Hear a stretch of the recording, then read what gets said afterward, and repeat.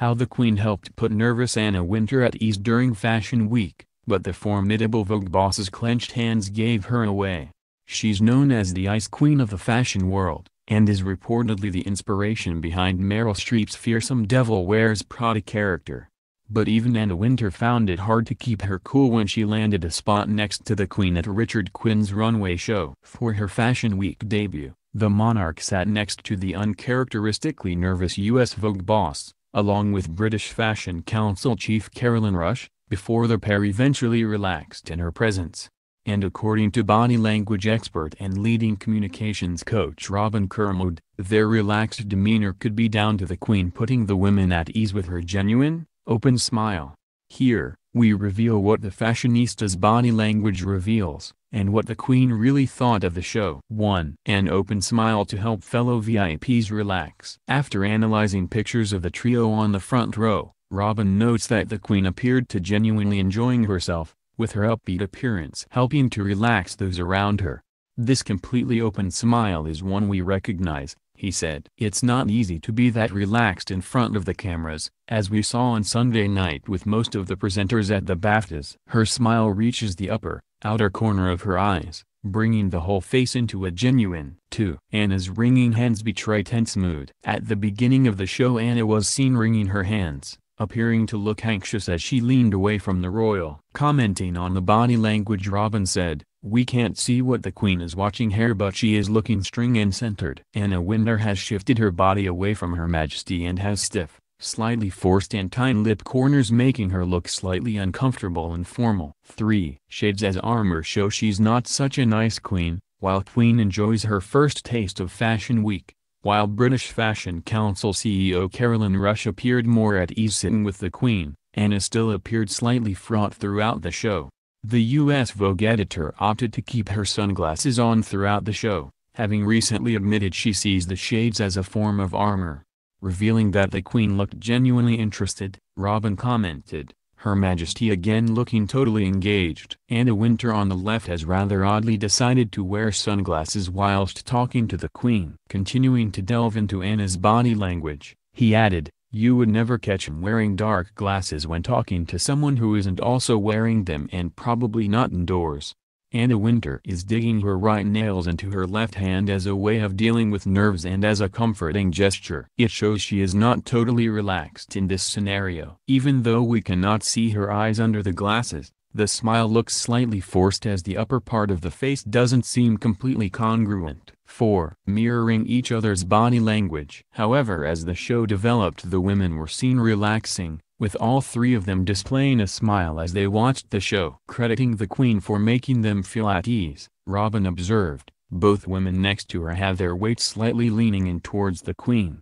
This shows just how comfortable the Queen has made them feel. They could have opted for the neutral, even weight stance." And the women's body language appears to mirror each other, with Robin adding, "All three women hold their hands together. The outer two women hold theirs lower, which is a very relaxed position, considering who they are sitting next to." The Queen, as usual, has opted for an even weight, very centered stance, with her hands comfortably on her lap. Her open face suggests she is genuinely interested in what she's looking at. She was described as the nation's most reluctant style icon, so it was fitting that the Queen took her place front row, in fashion speak, at London Fashion Week for the first time at the age of 91.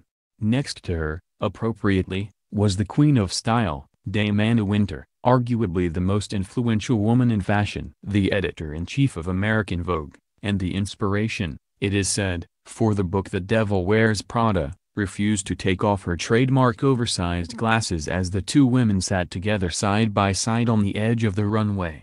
The Queen's sudden appearance on the runway for Richard Quinn's show, escorted by the chief executive of the British Fashion Council, Caroline Rush, caused a gasp of astonishment. She, however, quietly took her seat, her own Philippe Starck Perspex Ghost chair worth around £200, with armrests and a velvet cushion, alongside Dame Anna Wintour, who, while refusing to take off her glasses, did stand as a mark of respect. Commenting on Wintour's shades, etiquette expert William Hanson told Mail Online, "The Queen of Fashion meets the Queen, but sadly has got it wrong here. Whilst Anna Wintour's fashion choices usually are faultless, her etiquette today is far from on trend. The Queen was attending the biggest annual event for the British fashion industry for the first time in her reign to present the inaugural Queen Elizabeth II Award for British Design. The award, initiated in recognition of the role the fashion industry plays for the UK, will be awarded annually by a member of the royal family to an emerging British fashion designer of both exceptional talent and originality, but one who also demonstrates a social conscience and/or sustainable policies. The Queen's visit to the London Fashion Week headquarters in the Strand in London had been kept strictly secret, and her low-key arrival caused a ripple of astonishment among those normally too fashionable to create a scene. Accompanying the Queen, who was wearing a duck-egg blue Swarovski crystal-studded suit, was her closest confidant, Angela Kelly, personal advisor to Her Majesty, the Queen's wardrobe, who as well as designing the monarch's outfit came up with the idea of the award. As music blared out from speakers and the models made their way past the monarch in brightly colored fabrics, she looked slightly bemused at first but could later be seen chatting animatedly with Anna Wintour. At the end of the show she clapped briefly, but politely, as the fashion crowd whooped and cheered the designer. Carolyn Rush, chief executive of the British Fashion Council, BFC, then took to the floor to address the audience from the runway, saying, "I would like to formally welcome Her Majesty the Queen to London Fashion Week. Your Majesty, it is a true honor to have you here and to have your support for British fashion." She described the Queen as being a fashion icon, who challenged many of the norms when she came to the throne by what she wore, saying, "Throughout your reign you have embraced fashion, using its power of diplomacy to communicate understanding between cultures and nations. Having visited the exhibition of your wardrobe at Buckingham Palace, we learned that you had to challenge some of the norms, some of the dress codes that had been designed for men, making us in awe of how you have reflected the changes in our society.